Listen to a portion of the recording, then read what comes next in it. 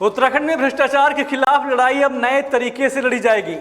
Vigilance विभाग ने अपनी कार्यशैली में 23 साल बाद बड़ा बदलाव किया है और इस बदलाव के साथ उत्तराखंड देश का पहला राज्य बन गया है जहां रिश्वतखोरी की शिकायत पर कार्रवाई का क्रम पूरी तरह बदल दिया गया है।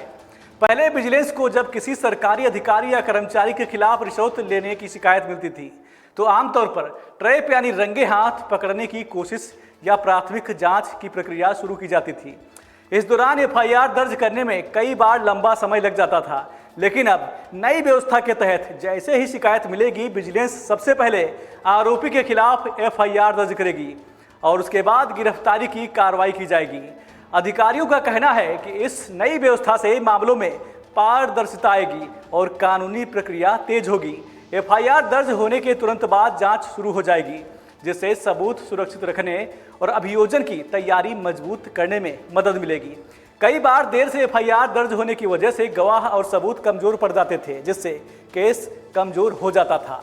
उत्तराखंड इस तरह का कदम उठाने वाला देश का पहला राज्य बन गया है। राज्य सरकार और विजिलेंस विभाग का मानना है कि इस मॉडल से भ्रष्टाचार के मामलों में दोषियों को जल्द सजा दिलाने में आसानी होगी। राज्य के वरिष्ठ अधिकारियों ने साफ किया है कि नई कार्य प्रणाली भ्रष्टाचार पर लगाम लगाने के लिए बनाई गई है। इसका मकसद ये संदेश देना है कि शिकायत मिलने के बाद आरोपी के खिलाफ तत्काल कानूनी कार्रवाई होगी और बच निकलने की कोई गुंजाइश नहीं बचेगी। वहीं इस बदलाव को लेकर जनता और सामाजिक कार्यकर्ताओं में उम्मीद जगी है कि भ्रष्टाचार के मामलों में अब लंबा इंतजार नहीं करना पड़ेगा। समय पर एफआईआर और गिरफ्तारी से न केवल पीड़ितों को राहत मिलेगी बल्कि सरकारी तंत्र में भी जवाबदेही बढ़ेगी। उत्तराखंड का यह कदम बाकी राज्यों के लिए एक मॉडल बन सकता है। आने वाले समय में ये देखना दिलचस्प होगा कि इस बदलाव से कितनी तेजी से भ्रष्टाचार के मामलों में नतीजे सामने आते हैं।